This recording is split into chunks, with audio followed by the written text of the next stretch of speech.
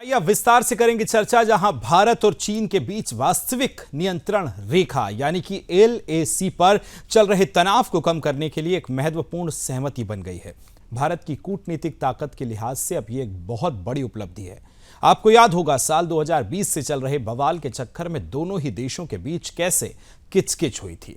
झड़प LAC की गलवान घाटी हुई थी, जहां शोर दिल्ली से लेकर कराची तक सुनाई दिया था। अब भारत ने अपनी कूटनीतिक ताकत को हथियार बनाते हुए LAC पर जारी संग्राम पर विराम तो लगाया ही है, साथ ही करारा तमाचा भी पाकिस्तान को दिया है। दरअसल चीन और भारत के बीच वास्तविक नियंत्रण रेखा LAC को लेकर बड़ा समझौता हुआ। इसी के बाद अब विदेश मंत्री एस जयशंकर ने कहा कि दोनों देश 2020 वाली पेट्रोलिंग पर लौटेंगे। विदेश मंत्री एस जयशंकर ने बताया कि भारतीय और चीनी सैनिक उसी तरह के एक बार फिर गश्त जो है वहां शुरू कर सकेंगे, जैसे वो मई 2020 में सीमा पर तनाव शुरू होने से पहले करते थे। विदेश मंत्री एस जयशंकर से पहले विदेश सचिव विक्रम मिस्री ने कहा है कि उन्होंने ये कहा कि भारत और चीन हिमालय में वास्तविक नियंत्रण रेखा पर गश्त अब शुरू कर सकेंगे। क्या कुछ प्रतिक्रिया आई है विक्रम मिश्री सचिव जो हैं उनकी, वो भी आपको सुनवाएंगे और उसके बाद कुछ ग्राफिक्स आपको दिखाएंगे, जिससे आप समझ सकेंगे किस तरह से यह समझौता हुआ है और कौन कौन से मुद्दे थे जिस पर वहां पिछले कई दिनों से बातचीत जारी थी।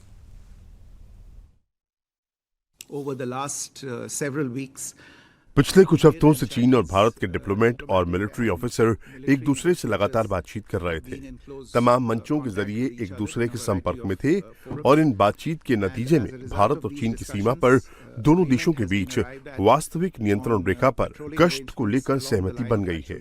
इस वजह से दोनों देश डिसएंगेजमेंट करने और 2020 से खड़े हुए मसलों का समाधान करने पर राजी हो गए हैं और हम इस मामले में जल्द ही आगे जरूरी कदम उठाएंगे।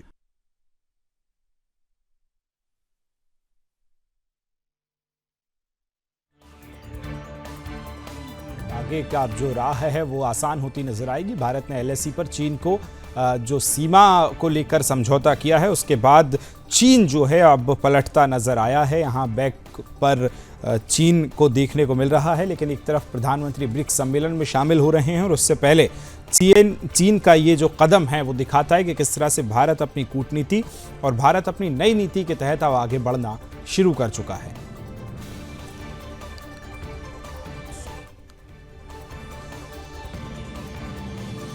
ग्राफिक्स भी आपको दिखाएंगे, समझाएंगे कि किस तरह से पूरा ये समझौता किया गया है और किस तरह से चीन की जो है हैकड़ी निकली है। ब्रिक्स सम्मेलन में प्रधानमंत्री पहुंच रहे हैं, उससे पहले चीन का ये कदम कितना महत्वपूर्ण है और भारत की जो रक्षा मामलों को लेकर कूटनीति है विदेश मंत्री एस जयशंकर की, तो वो भी किस तरह से बात है। देखिए, सुलझ गया 2020 से चल रहा विवाद, ये एक महत्वपूर्ण विवाद था। वास्तविक नियंत्रण रेखा को लेकर ये बड़ा समझौता इसमें देखने को मिला है। समझौते में अगर बात की जाए तो LAC पर पेट्रोलिंग के लिए भारत चीन में अब सहमति बन गई है, यानी देपसांग और डेमचोक में अपनी पुरानी जगह पर अब दोनों देशों की सेना जो है वो लौटेंगी।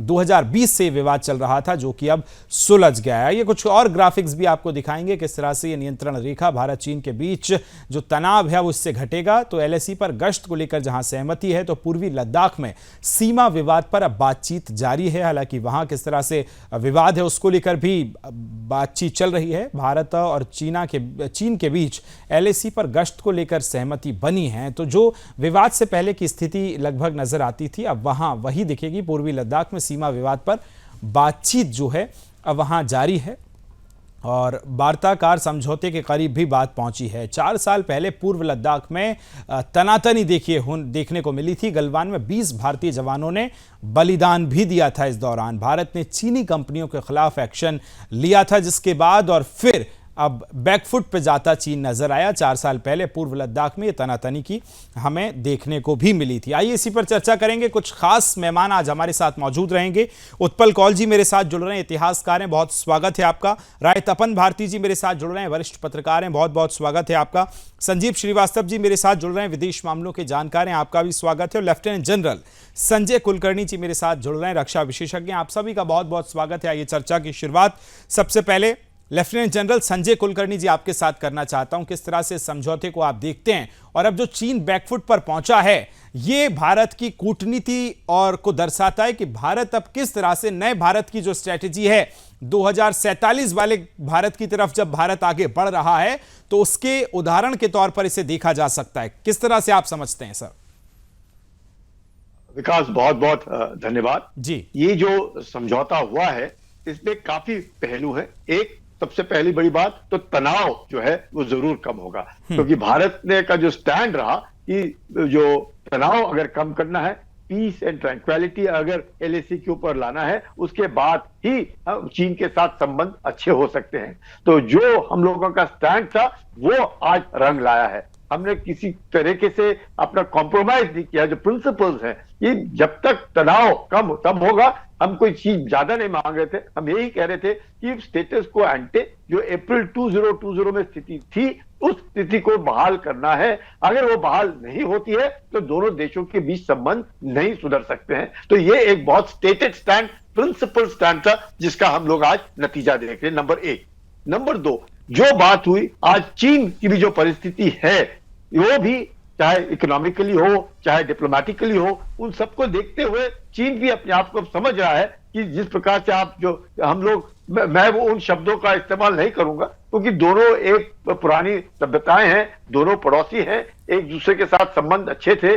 जरूर मुझे भी आश्चर्य होता है कि फौज में 40 साल काटने के बाद और जब फौज छोड़ी उस वक्त जब हम चीन के साथ संबंध रखते थे, चाहे मैं तवांग में रहा या लद्दाख में रहा, जो संबंध अच्छे थे। और क्या कारण हुआ कि 2020 से थोड़ा पहले और लगातार ये जो संबंध खराब हुए, इसकी जिम्मेवारी जो है मुझे लगता है सीधी शी जिनपिंग को जाती है। क्योंकि डोकलाम से लेकर लगातार, और वो भी 2013 में पावर में आए, अपने मोदी जी 2014 में आए, तो तब से लेकर के हम देखते हैं कि जितना भी जो चेंज हुआ है वो शी जिनपिंग के कारण ही हुआ और उन्होंने ही प्रयास किया है कि स्थिति को दोबारा ठीक संभालने के लिए बेहतर हो सके। ठीक है सर, लौट रहा हूं आपके पास। संजीव श्रीवास्तव जी, आप किस तरह से देखते हैं समझौते को और इस पूरे विवाद के हल जो हुआ है? लगभग 4 साल का वक्त लगा, लेकिन भविष्य इसका किस तरह से आप देखते हैं? देखिए विकास जी, मैं इसे एक भारत और चाइना के संबंधों के संदर्भ में एक सकारात्मक डेवलपमेंट के तौर पर देखता हूं। और दोनों देशों के बीच में अब पेट्रोलिंग को लेकर के देपसांग और देमचौक में सहमति बन गई है। और अब यहाँ पर ये देखना होगा कि चाइना के साथ वो जो सहमति बनी है उस पर वो concrete actions on the ground कैसे लेता है, और जाहिर है कि उसके अकॉर्डिंग ही जो डिसएंगेजमेंट की जो प्रक्रिया है वो भी शुरू हो जाएगी। और पहले भी अगर आप देखें तो गलवान वैली, पैगोंग सो, कोगरा हॉट स्प्रिंग में डिसएंगेजमेंट का जो कार्य था वो पहले ही कर लिया गया था। ये जो रिमेनिंग इश्यूज थे, यहाँ पर भी अगर डिसएंगेजमेंट हो जाता है इस सहमति के बाद, तो जाहिर है कि भारत और चाइना के संबंधों में जो अप्रैल 2020 का जो है, जो तो यथास्थिति है उसको बहाल कर लिया जाएगा। और यही निसंदेह भारत की शर्त थी। और मेरा ऐसा मानना है कि भारत और चाइना के बीच में यदि इसी तरीके का विजडम प्रिवेल करे, क्योंकि विकास जी देखिए, दोनों राष्ट्र विश्व के सबसे बड़ी जनसंख्या वाले राष्ट्र हैं, बिल्कुल, दोनों प्राचीन सभ्यताएं हैं, दोनों पड़ोसी राष्ट्र भी हैं। और यदि दोनों देशों के बीच में संबंध अच्छे होते हैं तो ये पूरे दोनों राष्ट्रों के लिए भी अच्छा है और पूरे विश्व के लिए भी अच्छा है, क्योंकि दोनों मेजर पावर्स हैं। तो ऐसे में मेरा मानना है कि इस तरीके का जो सकारात्मक डेवलपमेंट है इसका स्वागत किया जाना चाहिए। और उम्मीद ये की जानी चाहिए कि चाइना अपनी कही गई बातों पर अमल करके दिखाएगा। इतना कहने के बाद मैं अंत में इसमें अवश्य ऐड करूंगा कि आज का ये जो नया भारत है प्राइम मिनिस्टर श्री नरेंद्र मोदी के नेतृत्व का, वो चाइना के फेस वैल्यू पर भरोसा नहीं करता है जी। चाइना जब तक कही गई बातों पर अमल करके नहीं दिखाएगा, जब तक हम उसको वेरीफाई नहीं कर लेंगे, उन्होंने अपनी बातों को अमल करके दिखाया है, तब तक भारत भी अगला कदम नहीं उठाएगा। और भारत जो चाइना के साथ वर्तमान समय में जाहिर है कि अपनी जो पोजीशन ऑफ स्ट्रेंथ है, जो अपनी सेनाओं की शक्ति, अपने बॉर्डर एरियाज का इंफ्रास्ट्रक्चर डेवलपमेंट। ठीक है संजीव जी, मैं लौट रहा हूं आपके पास। राय तपन भारती जी भी मेरे साथ जुड़े हैं, वरिष्ठ पत्रकार हैं। तपन भारती साहब, किस तरह से आप देखते हैं, क्योंकि वरिष्ठ पत्रकार के तौर पर आप भी पिछले कई सालों से ये समझौतों को लेकर या जो LAC का विवाद है या LOC का विवाद है वो बारीकी से आप कवर करते रहे हैं, देखते रहे हैं। क्या जिस तरह से अभी संजीव श्रीवास्तव जी कह रहे थे कि प्रधानमंत्री नरेंद्र मोदी के बाद जो दृढ़ इच्छा शक्ति है, चाहे वो रक्षा मंत्रालय की तरफ से हो या हमारे जो सेनाओं के प्रमुख हैं उनको बिल्कुल फ्री हैंड देना हो, और उसके बाद हम सैनिकों की, जब अपने देश के सैनिकों की प्रतिक्रियाएं सुनते हैं तो वो कहते हैं कि आज हमारे पास इतना फ्री हैंड है कि कोई दुश्मन हमारी तरफ आंख उठाने से पहले से भी 10 बार सोचता है। तो ये समझौता, और भारत ने कहा कि ना हम रुकेंगे ना हम झुकेंगे, तो ये दृढ़ इच्छा शक्ति के बाद ही इस तरह की चीजें हो सकती हैं भारती साहब? देखिए, भारत चीन के बारे में समझता है और चीन भारत के बारे में समझता है, और भारत सरकार ने बहुत बारीकी से और धैर्यपूर्वक इस सिचुएशन का सामना किया वर्ष 2020 से। लेफ्टिनेंट कुलकर्णी साहब बिल्कुल सही कह रहे थे कि अप्रैल 2020 से होने के कारण, मेरा मानना है कि इस कारण भारत और चीन दोनों देशों के ऊपर में आर्थिक बोझ भी बढ़ गया था। जब सीमा के आमने सामने जब फौज होती है तो आर्मी के एक्सपेंडिचर में बहुत बढ़ोतरी हो जाती है, तो चीन के ऊपर भी दबाव था। और आपको पता होगा कि चीन की इकोनॉमी में काफी दबाव आने के कारण वहां पर प्रोडक्शन की डिमांड घटी, उनकी आमदनी घटी, और चीन अंदर से बहुत परेशान था। आमतौर पर चीन की कम्युनिस्ट सरकार अपने बारे में ज्यादा विस्तार से नहीं बताती है। जैसे भारतीय सेना का जो झड़प हुआ था और भारत की सेना ने भी उनके सैनिकों को पर माने उनको अपने कब्जे में लिया और उन पर अटैक किया, उसमें उनके कई सैनिक मारे गए, उसकी संख्या कभी भी चीन ने नहीं बताया। लेकिन भारत एक लोकतांत्रिक देश है, भारत के लोकतांत्रिक देश होने के कारण सारी बातें काफी हद तक सामने रखती है। लेकिन मैं मानता हूं कि 1962 का जो भारत था ना, वो 2024 में वो नहीं है। काफी स्थितियां बदल गई हैं जी। चीन इस बात को समझ रहा है। चीन सदैव तरीके से आपके पास लौट रहा हूं मैं, यहाँ मुझे चर्चा लगातार जारी है। एलएसी विवाद को लेकर जो समझौता हुआ है उसी पर हमारे साथ तमाम मेहमान जुड़े हैं। उत्पल कौल जी, आपके पास आ रहा हूं और आपसे समझूंगा इस समझौते को आप किस तरह से देखते हैं, और इसके पीछे ये जो 4 साल का हालांकि वक्त जरूर लगा है, लेकिन अब जो ये फैसला लिया है इसके किस तरह से दूरगामी परिणाम हम समझने की कोशिश करें, या भारत की दृढ़ इच्छा शक्ति कैसे देखते हैं आप? विकास जी, इससे पहले मैं 1 मिनट लेना चाहता हूं। मैं आपको बता दूं कि 5000 साल के इतिहास में जो भारत और चीन का इतिहास है, हमें कभी भी, हम बड़े मित्र थे, हमको कोई भी प्रॉब्लम नहीं थी, और हमारा कोई बॉर्डर उनके साथ नहीं लग रहा था, क्योंकि बीच में तिब्बत था।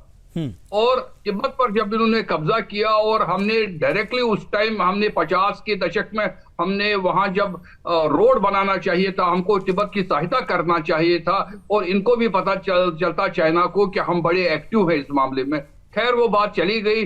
62 से लेकर चीन का जो एक पॉलिसी है throughout, inch by inch they take the land, inch by inch वो आगे आगे बढ़ना चाहते थे। और अभी जब अपने मुद्दे पर हम आ रहे हैं, 20 में जब उन्होंने गलवान में अटैक कर लिया, और वो अरुणाचल में, हमारे हजारों किलोमीटर बॉर्डर उनके साथ है, लद्दाख में है, अरुणाचल में है, सिक्किम में है, उत्तराखंड में है, तो वो हमेशा कोशिश करते हैं कि इंच बाय इंच आगे, थोड़ा आगे बढ़े, थोड़ा आगे बढ़े, और फिर वहां पर वो बातचीत करें कि मतलब अब चलो हम यहां तक आगे हैं, अब हम इससे आगे नहीं बढ़ेंगे। लेकिन मुझे लगता है कि नरेंद्र मोदी जी ने एक बहुत जबरदस्त तरीके से सिग्नल दी उनको, और बातचीत में भी इनडायरेक्टली डायरेक्टली उनसे कहा कि भैया तुमको क्या यही काम करना है कि आगे हमने दोनों देशों को बढ़ावा देना है व्यापार में, कई चीजों में, क्योंकि दोनों का लगभग $200 बिलियन का बिजनेस है, उससे ज्यादा ही बिजनेस है। आपको किस ओर चलना है? दूसरी बात, ये हमारी आर्मी को भी टेस्ट करते हैं कि हमारी आर्मी कितनी सतर्क है। तो उनको पता चला कि, मैं बताना चाहता हूं, जब हमारे यहाँ 20 जवान शहीद हो गए, उनके 110 चाइना के जो सिपाही थे वो मारे गए थे, जो उन्होंने नहीं बताया। लेकिन आज जो भारत का सुदृढ़ शक्ति है, हमारी जो लीडरशिप है, उसको वो पहचान जाते हैं। उन्होंने चाइना के प्राइम मिनिस्टर ने बोला था, मोदी जी जो है वो खाली प्राइम मिनिस्टर पॉलिटिशियन नहीं है, he is a good businessman, but now he understood that he is not only, he is a military general also. तो वो बिल्कुल। और इस वक्त जो कॉम्बिनेशन है फॉरेन मिनिस्टर और मिस्री जी, विक्रम मिस्री जी की, विक्रम मिस्री जी पहले चाइना में एम्बेसडर भी थे, तो जी। वो इसको, इस मामले को बड़े अच्छे से समझते हैं।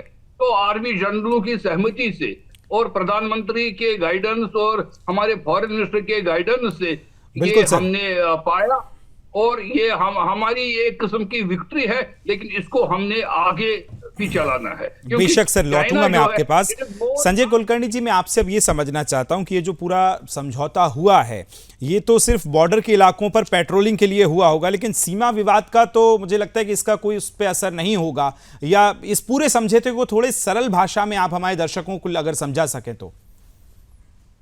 देखिएगा, 2020 के बाद और स्पेशली जब जून 15 को जो इंसिडेंट हुआ गलवान में, उसके बाद जिस प्रकार से पेट्रोलिंग करने में एक असुविधा हो रही थी, दोनों देशों के बीच के जब भी पेट्रोल मिलते थे तो झड़प होती थी, मारामारी होती थी, उसके कारण ये जो स्थिति है वो बिगड़ गई।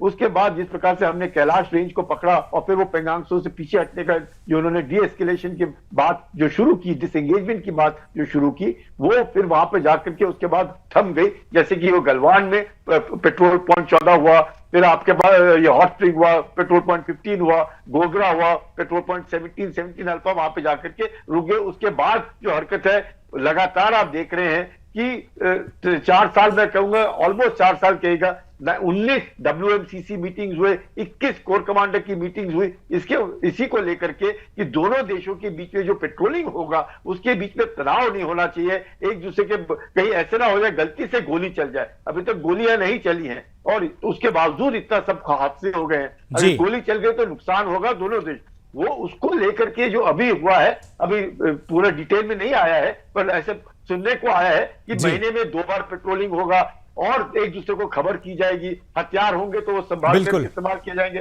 तो जो इस तरह के जो कंडीशंस है, ये महीने में 2 ही बार करेंगे, उस पेट्रोल पॉइंट्स को माना जाएगा। यानी कि जो भी पेट्रोल पॉइंट जैसे देपसांग और देमचौक में पेट्रोल पॉइंट थे 10, 11, 12, 13 अल्फा, ये जो पेट्रोल पॉइंट थे जिनमें बिल्कुल इनसे अब बहुत बेहतर तरीके से जिस तरह से आप कह रहे हैं कि वो रिश्ते होंगे, बिल्कुल लौटूंगा आपके पास। चर्चा लगातार जारी है LAC समझौते को लेकर। जो सीमा पर समझौता हुआ है, भारत चीन के रिश्तों को भी अब जो तनाव इन रिश्तों में था वो निश्चित तौर पर इस समझौते के बाद हल्का फुल्का कम होता भी नजर आएगा। हालांकि इस पे समझने की कोशिश करूंगा। संजीव श्रीवास्तव जी, आपके पास आ रहा हूं। ये समझौता पाकिस्तान के लिए किस तरह से आप देखते हैं कि वो जो पाकिस्तान जो हमेशा खुश होता था इस तरह के विवाद होने पर, उनके लिए कितना बड़ा जवाब है? तपन भारती जी, आपसे भी पूछूंगा, उससे पहले उत्पल कौल साहब। ये बहुत ही बड़ी अच्छी डेवलपमेंट है और पाकिस्तान वैसे ही कोमा में है इस टाइम। उनकी इकोनॉमी और उनका जो घरेलू हालात है, और जो वो चाइना से और क्रेडिट और वो लेना चाहता था, लेकिन जो वो देख रहे हैं कि चाइना और भारत बिल्कुल करीबी आ रहे हैं, ये बड़ी बात है पाकिस्तान के लिए। और ये जो ब्रिक्स में भारत, चाइना, रशिया और कई और ममालिक, अब ईरान भी, सऊदी अरब भी, UAE में ये जो इकट्ठे आ रहे हैं, ये एक बहुत अच्छी डेवलपमेंट है।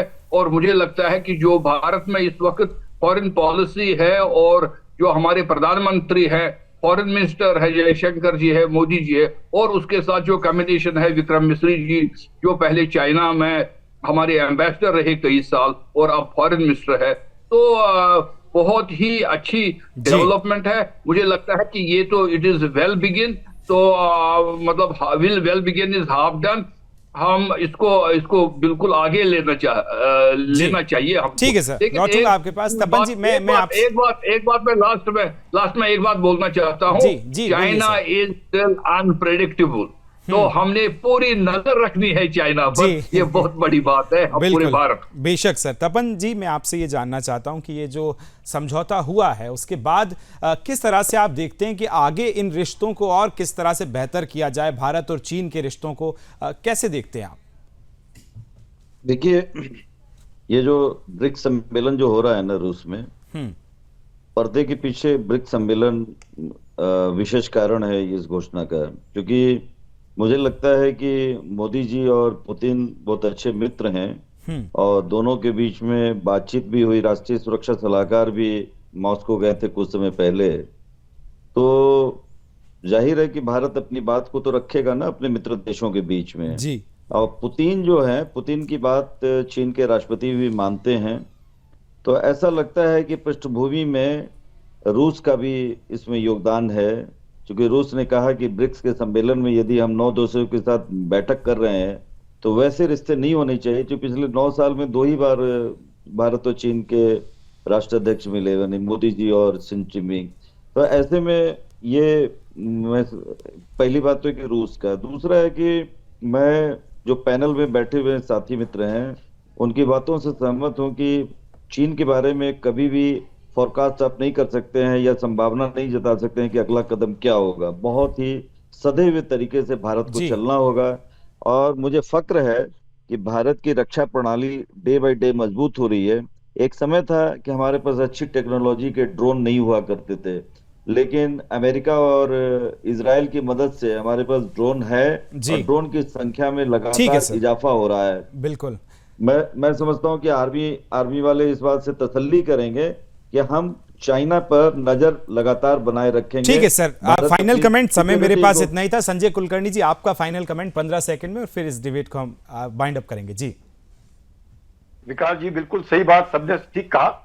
China is not to be trusted. अच्छे दोस्त हैं, पड़ोसी हैं, उनके ऊपर नजर रखना। Capacity building takes time, intentions can change overnight. तो कैपेसिटी बिल्डिंग चलते रहना चाहिए और उन्होंने इतना अपना कैपेसिटी बिल्डिंग किया है कि वो कभी भी अपना निर्णय बदली कर सकते हैं। तो उसकी तैयारी अपने पास, उसकी तैयारी भी होना चाहिए। बिल्कुल सर। उत्पल कौल जी आपका, राय तपन भारती जी, संजीव श्रीवास्तव जी और लेफ्टिनेंट जनरल संजय कुलकर्णी जी, आप सभी का बहुत धन्यवाद मेरे साथ इस चर्चा में जुड़ने के लिए। इस चर्चा में फिलहाल इतना ही।